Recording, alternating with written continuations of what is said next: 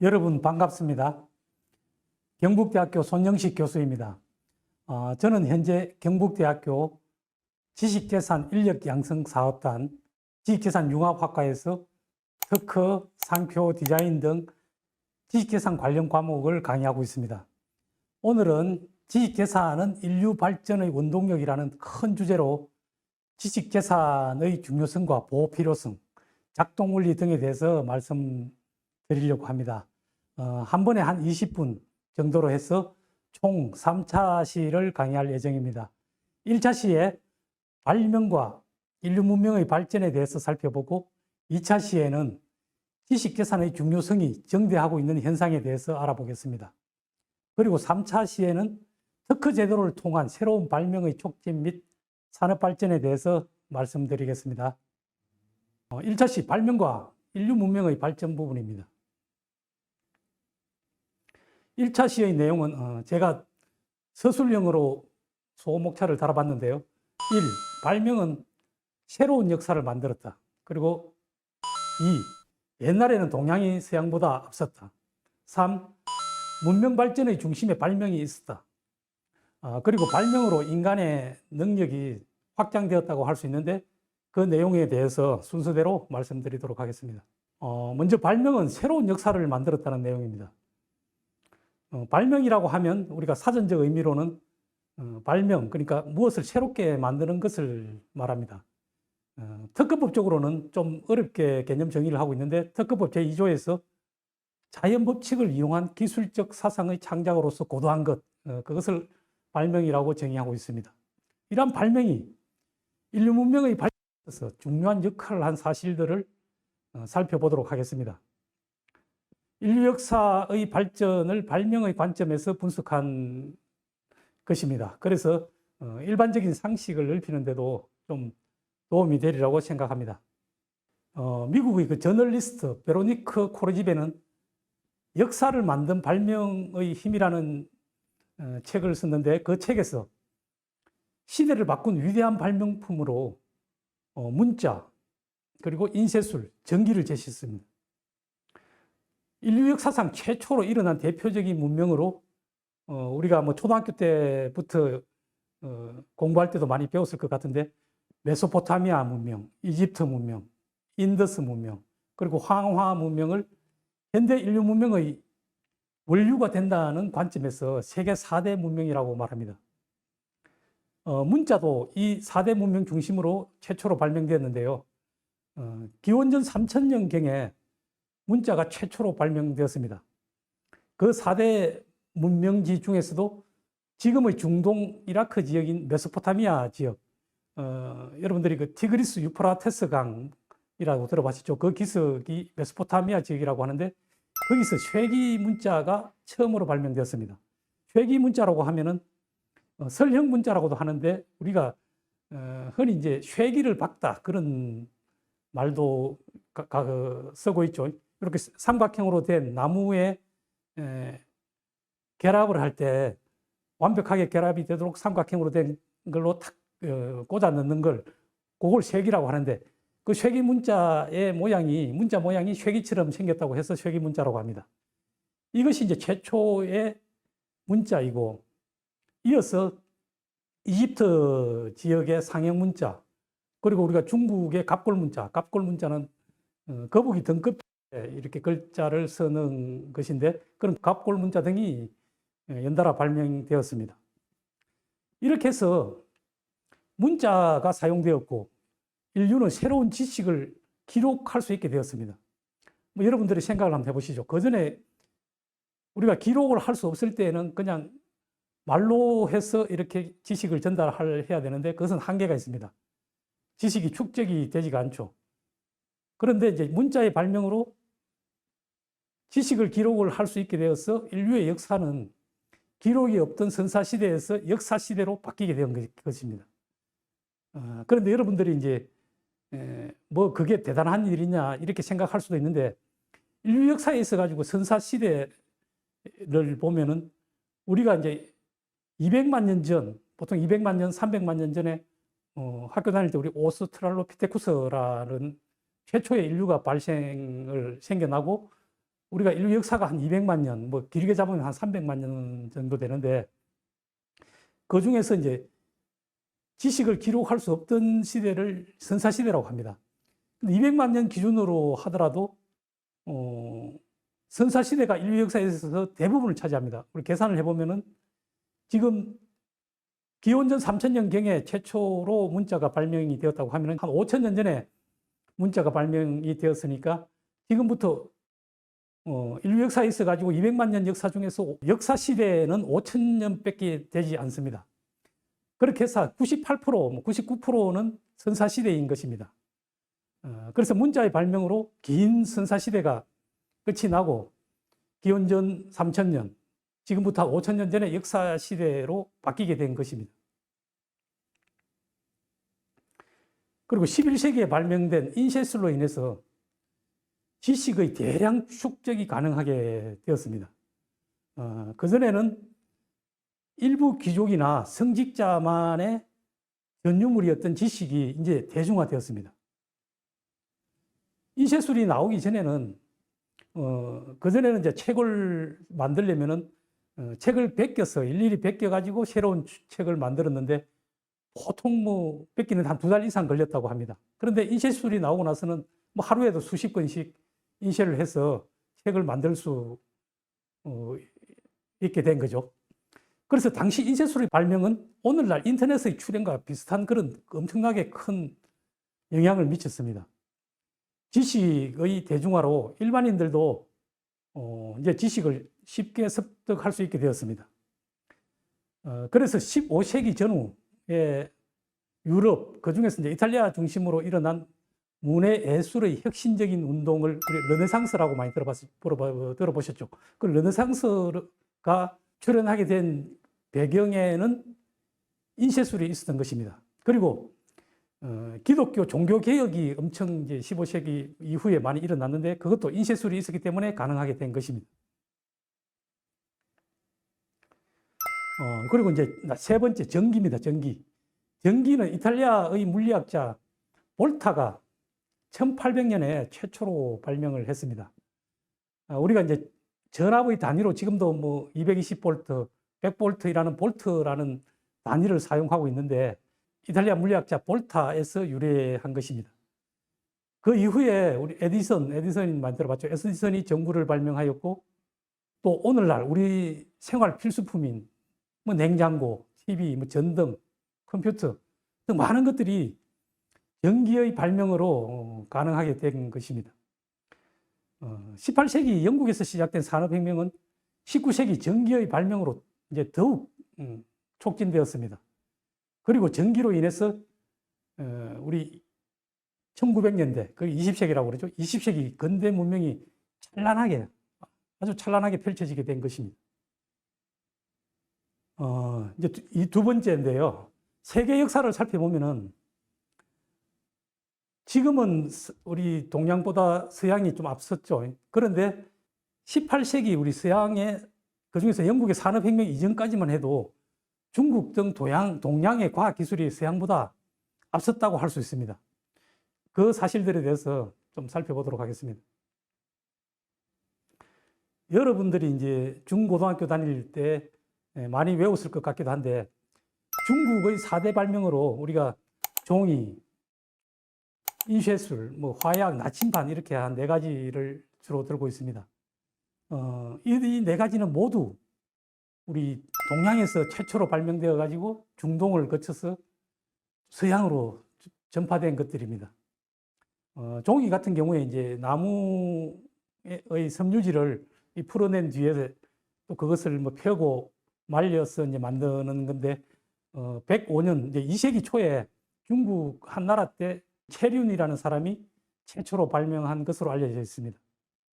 그리고 인쇄술은 목판 인쇄술하고 또 이렇게 활판 인쇄술로 나눌 수가 있는데 둘 다 모두 동양에서 최초로 시작되었습니다. 그리고 이제 화약과 나침반도 11세기 중국 송나라 때 처음 발명된 것으로 알려져 있습니다. 이 화약의 발명으로 전쟁의 판도가 바뀌었습니다. 그전에 서양의 기사들이 칼과 주로 창으로 전쟁을 이끌었다면 화약이 발명됨으로 인해 가지고 전쟁의 판도가 완전히 바뀌게 되었고 기사 계급이 어떻게 보면 몰락하게 된 계기가 되었다고 할 수도 있습니다. 그리고 나침반의 발명과 전파로 사람들이 이제 먼 바다로 나갈 수 있었습니다. 그러니까 옛날에는 사람들이 이제 겁이 나가지고 바닷가에 살면서도 먼 바다로 나갈 수가 없었습니다. 또 뭐 어떤 사람들은 이 바다 멀리 가면은 거기에 이렇게 뭐 지구가 이제 둥글다는 것도 그 이후에 밝혀졌기 때문에 처음에 사람들은 멀리 나가면은 이렇게 지금 우리 폭포처럼 어디 막 떨어져 죽을 수도 있다는 생각이 들었고, 또 실제로 육지가 보이지 않는 먼 바다로 나갔다고 생각 한번 해보십시오. 먼 바다로 나갔으면은 이게 사방이 다 이제 바다고 하면은 방향을 잡을 수가 없습니다. 어디가 뭐 동서남북 잡을 수가 없기 때문에 자기가 왔던 곳으로 돌아갈 수가 없겠죠.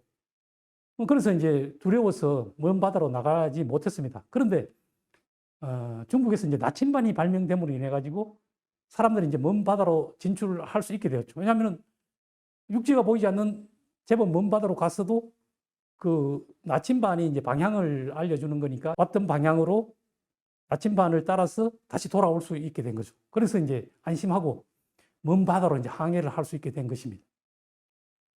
우리 선조들도 위대한 발명을 하였습니다.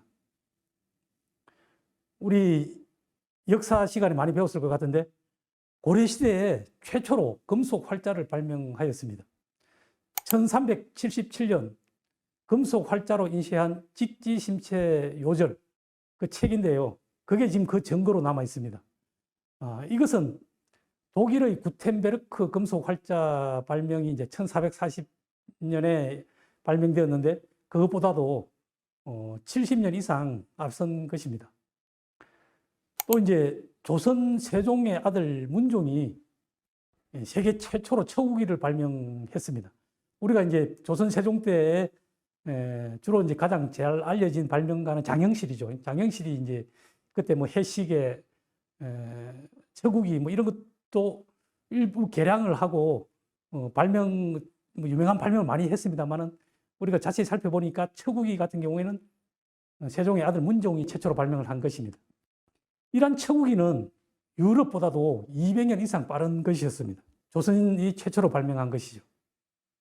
중세 동양이 서양보다 앞섰다는 그 한 일화로서 정화의 대원정을 들 수 있습니다. 우리 정화라는 사람에 대해서 좀 알아보도록 하겠습니다. 정화는 15세기 중국 명나라 때 남중국해와 인도양을 여러 차례, 한 7, 8차례 정도 휩쓸고 다녔습니다. 이것은 서양의 우리 대항해, 유명한 대항해보다도 1세기 이상, 100년 이상 앞선 것이고 서양의 대항해보다도 규모가 훨씬 더 컸습니다. 정화의 선박은 250여 척이나 되었다고 합니다. 그리고 그 선박에 탄 승무원들은 해군, 그리고 뭐 역관, 그러니까 번역가들, 그리고 뭐 의사, 의원들, 또 천문가 등 2만 명이 넘었다고 합니다. 정화의 함대는 이제 우리에게 많이 알려진 16세기 스페인의 무적함대의 규모가 130여 척이라고 알려져 있는데 그것보다 규모가 훨씬 더 컸던 것이죠. 또 정화의 대원정은 1492년 콜럼버스의 신대륙 발견보다도 70년 이상 앞선 것이었습니다. 정화의 함대와 콜럼버스 배를 비교하면은 그 위쪽이 정화의 함대이고 아래쪽이 이제 콜럼버스의 배인데 콜럼버스의 배는 정화의 배에 비하면은 거의 돛담배 수준 정도밖에 되지 않았습니다. 지금 중국 난징에 가면은 그 정화의 배를 실물 크기로 재현해 놓은 것이 있습니다. 나무배로 만든 것인데 길이가 무려 122m에 달하고 있습니다. 이렇게 정화의 원정이 대단했습니다만은 좀 아쉬운 점은 정화의 대원정 이후에 명나라는 해금 정책, 그러니까 바다로 나가지 못하게 하는 그런 금지 정책입니다. 우리나라의 뭐 쇄국 정책하고 좀 비슷한 거죠. 그런데 바다 해금 정책을 펼쳐가지고 정화 이후에는 그런 대항해를 하지 않았다는 점이 좀 아쉬운 점으로 남습니다. 이처럼 동양이 서양보다 수백 년이나 앞서가지고 우리 화약이나 인쇄술, 나침반 등 그런 서양의 그 산업혁명을 일으킬 만한 신기술을 개발하고도 이를 체계적으로 보호하고 어떻게 보면 확산시킬 수 있는 제도적 뒷받침이 부족해서 우리 19세기 산업사회에서는 서양보다도 동양이 낙후되는 결과를 초래하였다고 할 수 있습니다. 이와 관련된 내용은 3차 시에도 다시 조금 살펴보도록 하겠습니다.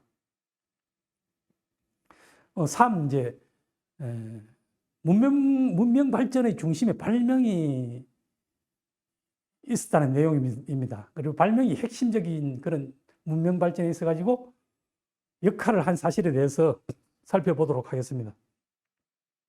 2016년에 돌아가신 우리 유명한 미래학자 엘빈 토플러, 저희 때는 상당히 유명한 미래학자였습니다. 1980년대, 90년대, 그리고 한 2000년대 초만 하더라도 엘빈 토플러가 세계에서 어떻게 보면 가장 유명한 미래학자였는데, 엘빈 토플러가 1980년대에 인류의 역사에서 세 가지 큰 물결이 인류를 획기적으로 변화시켰다고 주장을 하면서 그 사실들을 밝혔습니다. 그 제1의 물결이 뭐냐면은 1만 년 전의 우리 농업혁명, 그리고 제2의 물결은 18세기 영국의 산업혁명이고, 그리고 제3의 물결은 20세기 후반의 정보혁명이 그것입니다. 이러한 물결을 일으키는데 발명이 핵심적인 역할을 했습니다. 농업혁명을 보면은 그 돌도끼나 뭐 돌칼 등 농기구도 다 발명이죠. 우리가 자연법칙을 이용한 기술적 사상의 창작이 발명이라고 했는데 뭔가 새로운 게 또 발명이고, 그런 오늘날의 발명의 개념에 부합합니다. 농기구도. 그런 농기구의 발명으로 농업혁명이 더욱 촉진되었고, 그리고 산업혁명은 영국에서 시작됐는데 그 영국의 전기기관 등 새로운 동력이 발명됨으로 인해 가지고 산업혁명이 촉발되었다고 할 수 있습니다. 그리고 얼마 되지 않은 이제 우리 정보혁명, 20세기 정보혁명은 컴퓨터, 인터넷 등의 발명으로 가능하게 됐습니다. 오늘날 정보통신기술, 우리 ICT라고 하죠. 정보통신기술의 융합 발전으로 4차 산업혁명이 진행되고 있습니다. 이 4차 산업혁명 용어는 벌써 좀 되었네요. 2016년 스위스 세계경제포럼에서 나온 용어인데, 그때 2016년에 벌써 지식재산을 어떻게 보면 강력하게 보호하는 국가에서 혁신이 일어나고, 그리고 그 나라에 부가 축적될 것이라고 예상을 했는데 지금 그런 현상이 발생되고 있죠. 그래서 4차 산업혁명에서는 인공지능, AI라고 하죠. AI, 그리고 로봇, 자율주행차 등 첨단 기술 분야에서의 발명이 우리 국가와 기업의 미래 경쟁력을 좌우할 것입니다. 이제 네 번째로 발명으로 인간의 능력이 확장되었다라는 내용에 대해서 좀 말씀드리도록 하겠습니다.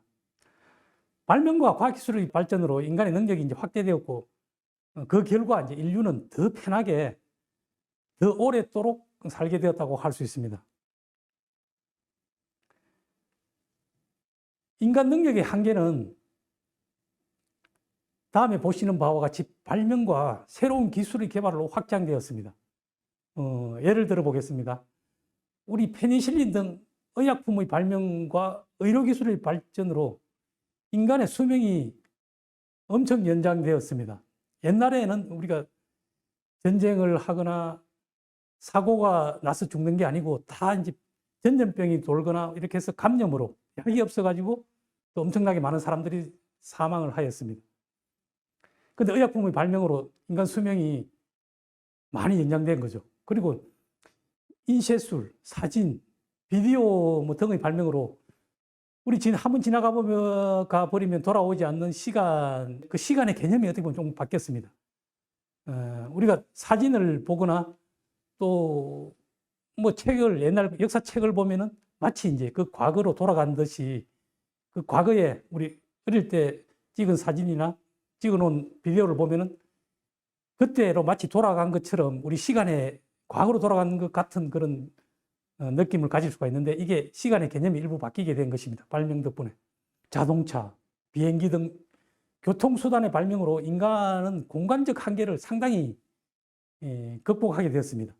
우리가 옛날에는 뭐 지방에서 한양에 가기 위해서 아주 옛날에는 몇 년씩 걸렸습니다만 지금은 비행기나 자동차를 타면은 뭐 몇 시간 안에 세계 어디든지 갈 수 있을 정도로 그런 공간적 한계가 발명으로 극복되었습니다. 그리고 또 하나 이제 인간의 기억력과 계산 능력. 이것도 이제 문자와 우리 컴퓨터의 발명으로 획기적으로 확장된 거죠.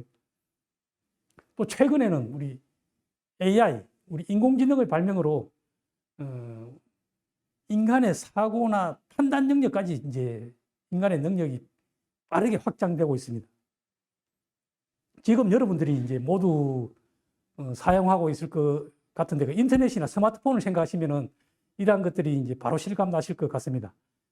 인터넷으로 전 세계가 거의 실시간으로 연결되어 가지고 인간은 이제 시간과 공간, 기억력의 한계를 상당 부분 극복하게 되었다고 할 수 있습니다. 이제 손바닥에 이제 스마트폰 하나만 있으면은 과거에는 상상도 못한 많은 것들을 할 수 있는 시대가 된 것입니다. 발명이 없었으면 되지 못했던 일이라고 할 수 있습니다. 근세 이후 인류 발전에 큰 영향을 미친 이제 대표적인 발명들을 한번 쭉 이제 빠르게 한번 이야기해 보겠습니다.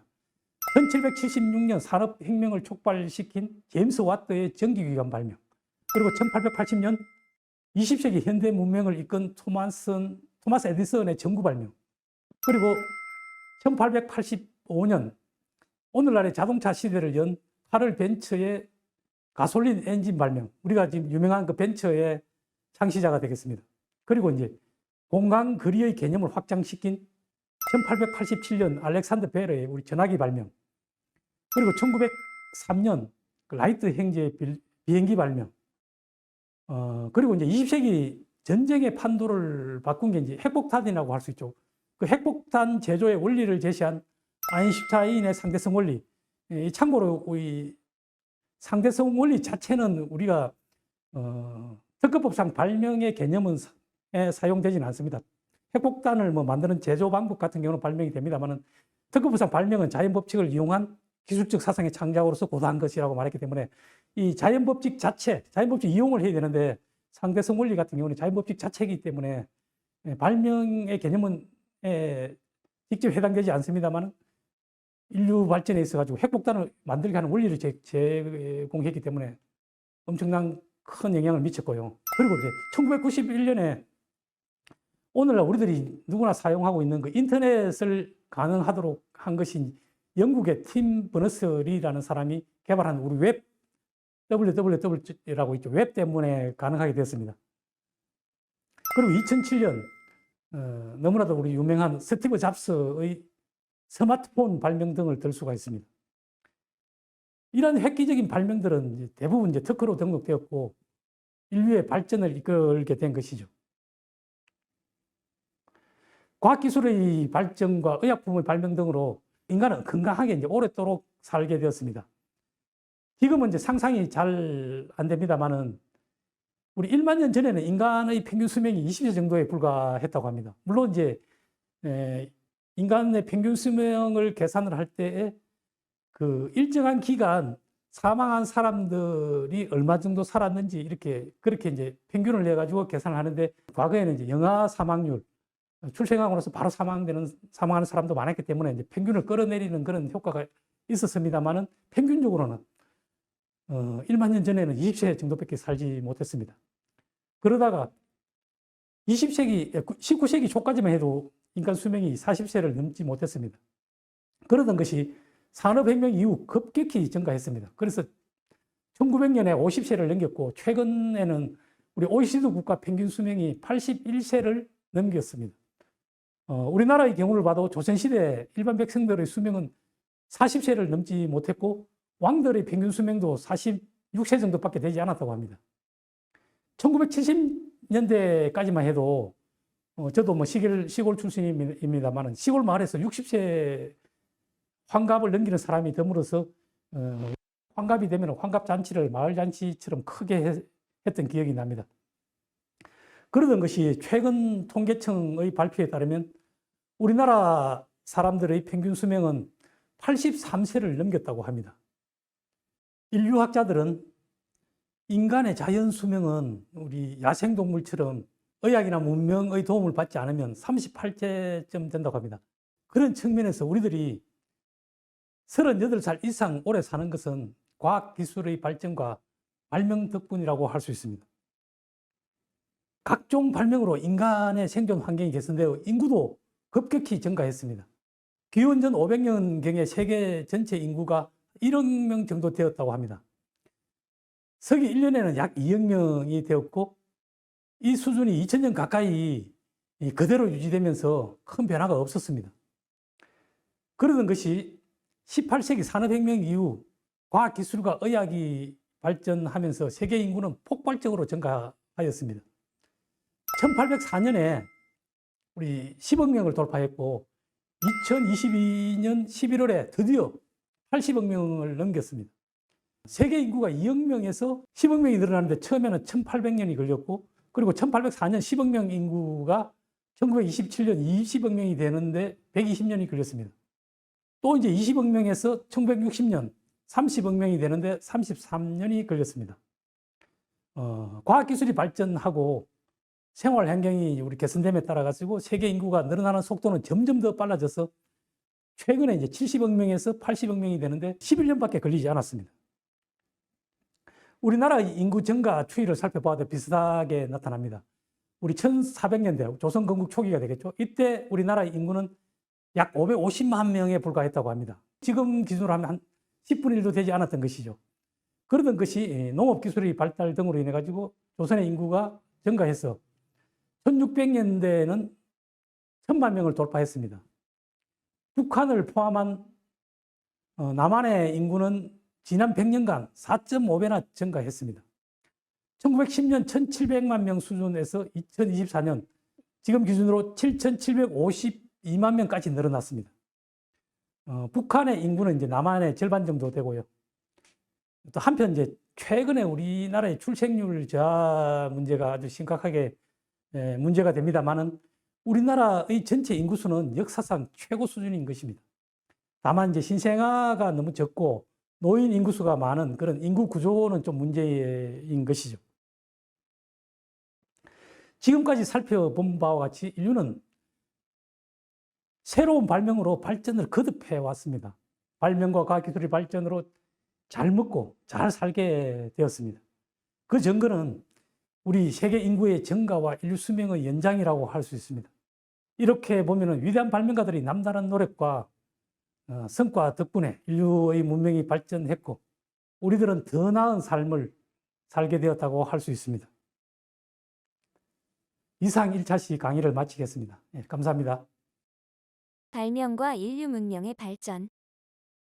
새로운 역사를 만든 발명품에는 문자, 인쇄술, 전기가 있었죠. 문자는 지식의 기록으로 선사시대를 역사시대로, 인쇄술은 지식의 대중화로 중세를 르네상스 및 근세시대로, 전기는 산업혁명을 촉진시켜 근세를 근대시대로 인류 문명을 발전시켰습니다.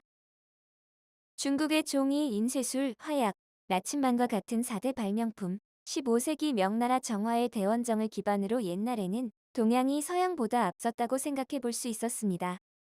문명 발전의 중심에는 발명이 있었습니다. 총 3가지 물결로 나뉘어 1만 년 전, 제1의 물결 농업혁명, 18세기 말, 제2의 물결 산업혁명, 20세기 말부터 제3의 물결, 정보혁명이라고 불립니다.